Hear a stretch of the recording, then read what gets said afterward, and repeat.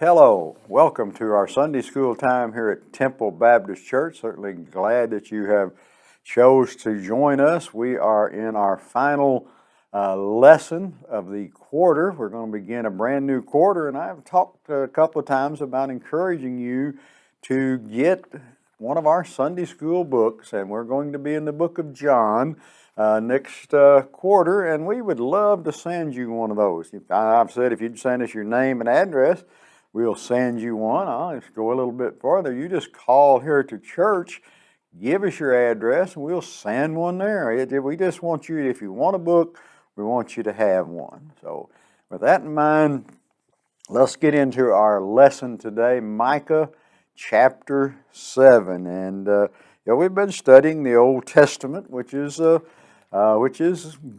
I mean, the more I look at this and the more I study in the Old Testament and these lessons and how God is dealing with His children of Israel and how He's getting ready to take them into captivity or allow them. He's not going to do it. He's going to allow them to be taken into captivity because of their constant rebellion against Him. And then, but He's not going to forget them, because in fact the title of our lesson today is Hope Found, and we're going to have verses 1 through 10, and then there's some verses in between that, and I think maybe say a little bit about those just to get us in there. And then we got verses 18 and 20. But we always have a little caption under the title of the lesson, and it says, "Hope is found in God's promised salvation to those who trust Him." Now, that's the key right there, is those who trust Him. Do you trust Him today? And so as we get into chapter 7, we'll just start reading. We'll read verses 1 through 7 to start with, kind of get us going here. And in this chapter of Micah, the prophet he's very sad over the decay of religion in his age in which he lived. You know, the immorality which overwhelmed the nation. It had just leveled all their defenses. They were scarred. Everything's bad there, and so when he's talking here about this, he prescribes comfort. You're going down to verse 7. He's going to prescribe some comfort for the nation of Israel. That's one of the things that we find about God. He's always giving us that. And but so they must, they need to have their eye on God. We need to have our eye on God today. As I go back and think about that statement I made a while ago about the more I read about Israel and their rebellion, and I look at what we see in America today, all the things that are happening, all the things that leads me to believe that God needs to, in order to get America back to God, we're going to probably have to go through maybe some of the same things that the children of Israel went through. But it's just that, and but like I say, verses 1 through 7, he gives them some advice there. And then they must courageously bear up against the insolence of the enemy. And we get to verses 8 and 10. We're really going to have a lot there, I think, that would be said of. And then and then verse 9, we see that, and these are verses I think that are not in our actual study today, but yes, 9 and 10 are. Excuse me. But anyhow. They must expect no other than the trouble would continue long and must endure to make the best of it. Now, that's some verses we don't have. That's verses 11 through 13. So that's it. And they must encourage themselves with God's promises. And the prayer of the prophet is, and as we're going to look at, he is actually, this woe is me. That's just about, he's just about got there where he needs to be. And, they must, their enemies are going to fall. They need to see that. They're going to fall that they're now triumphant over them. Right now, they don't see any hope for the future, but there is a lot of hope for the future, and you'll find that in verses 16 and 17.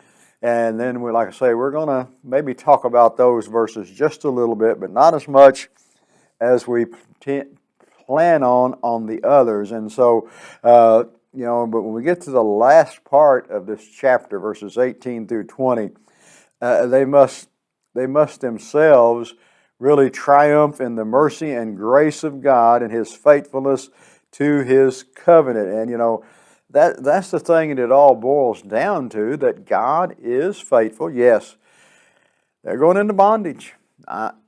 Anything about it. There's no way to get out of it. But then, think about He's not forsaking them. He doesn't forsake us. Hope is found in God, and so we have to remember that.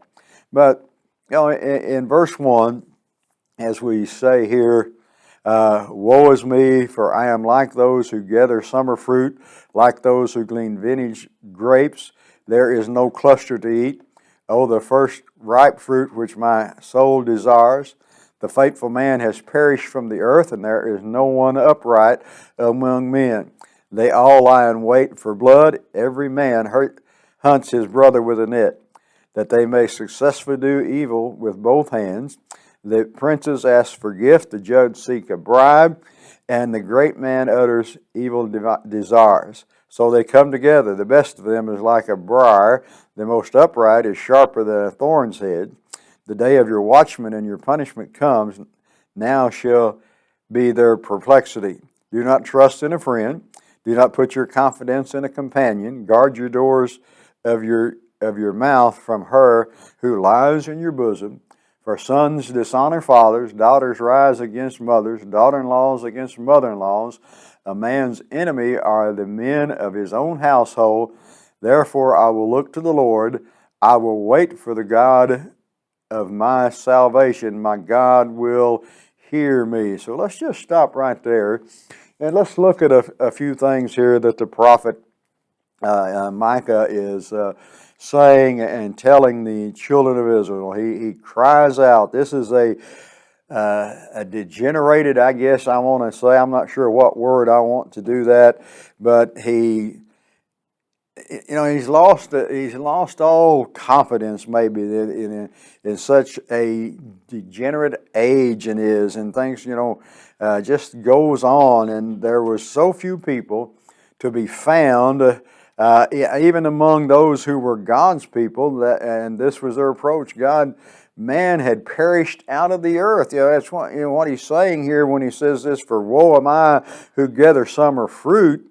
The summer fruit was the last harvest, and when they gathered that, they gathered everything. They didn't leave much, and so all you could find in there was maybe some withered grapes or just a rotten fruit or whatever. Wasn't much left there to work with. So he's seeing that, and the good man is a godly man and a merciful man.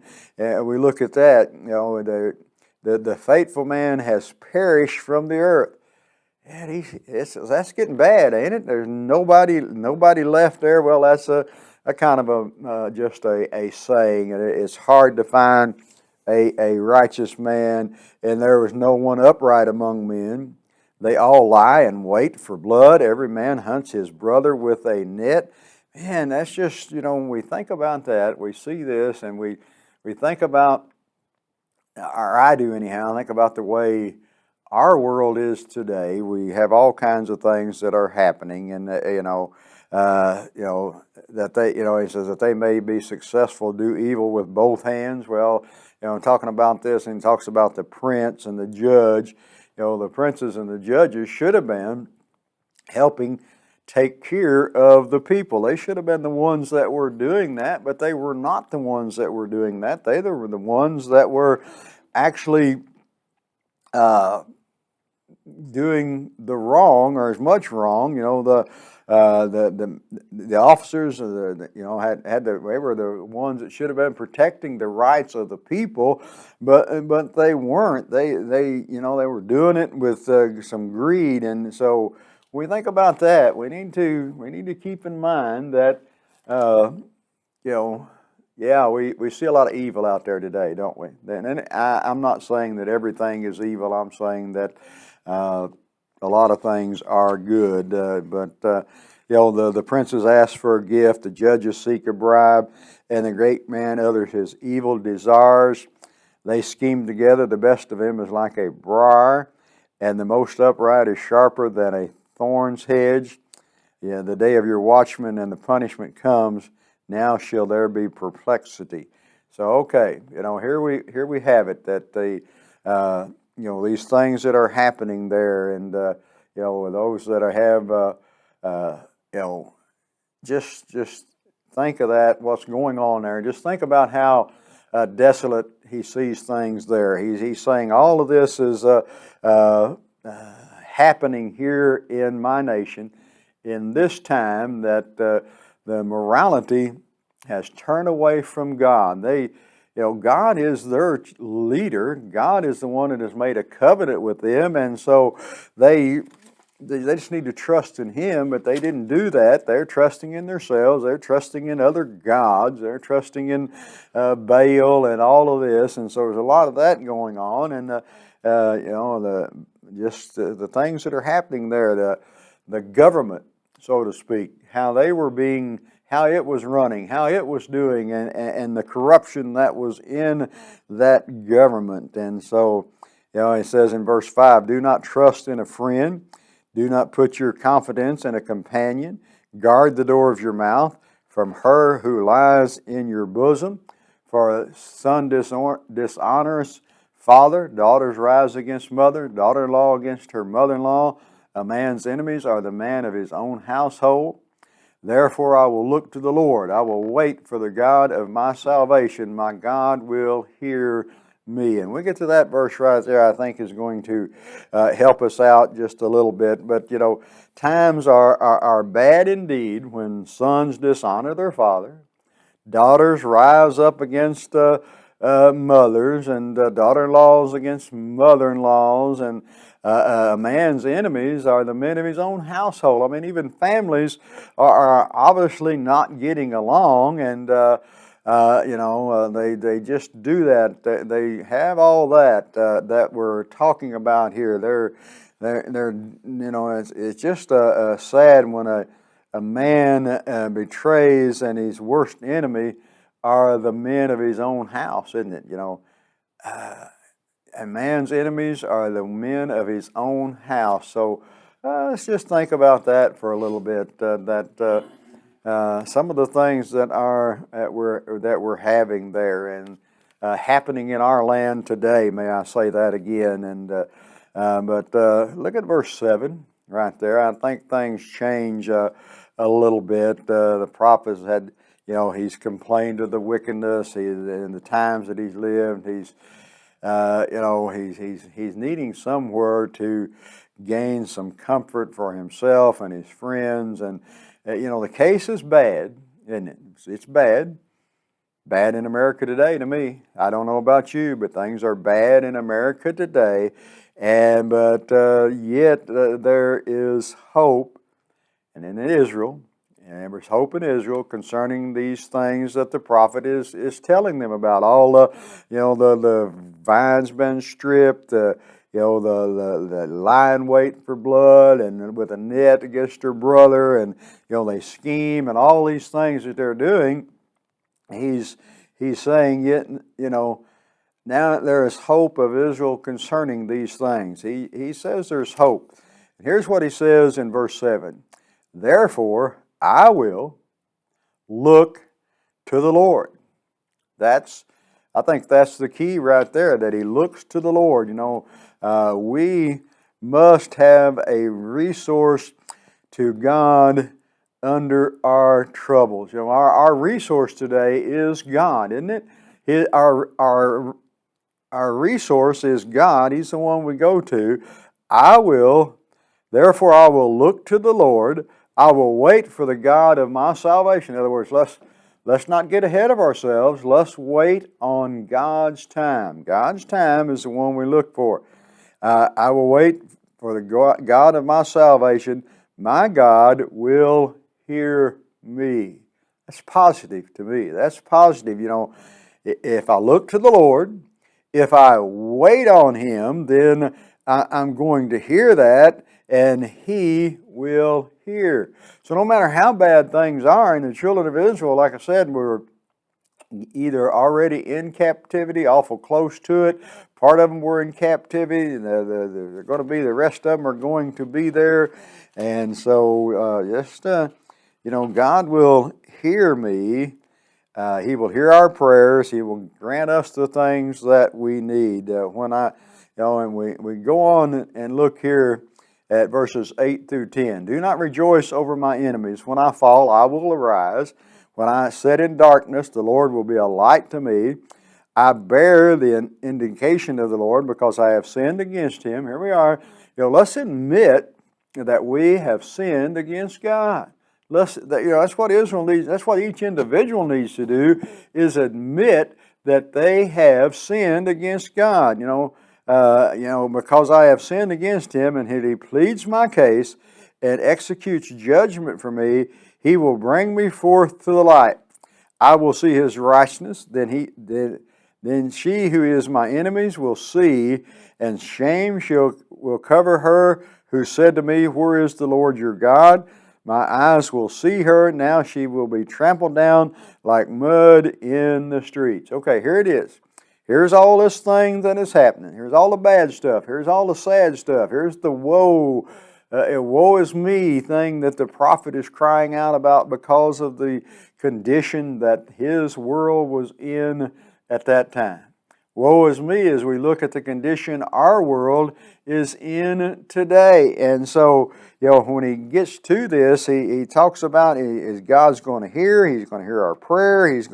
When I fall, if I fall down, I'm in danger of dashing in pieces by the fall, aren't we? If we fall down, we maybe do that. But he said, I shall arise and recover myself. I am fallen, but I am not utterly cast down. Like I say, when the sin, when you sit in darkness, I heard you say sin, but when you sit in darkness, all this and not knowing what to do or not knowing which way to look for relief, then the Lord shall be a light to me. He will bring me forth to the light. I will see His righteousness. God is righteous, no doubt about that.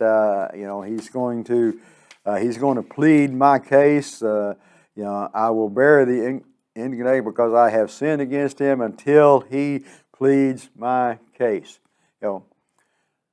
God is a loving God, is He not? God is a just God, is He not?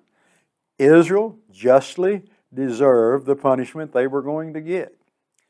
But, and that's a big but once they had been punished for their sins, then God's going to restore a remnant of them, and it's not going to come around every day and say, hey, remember what you done?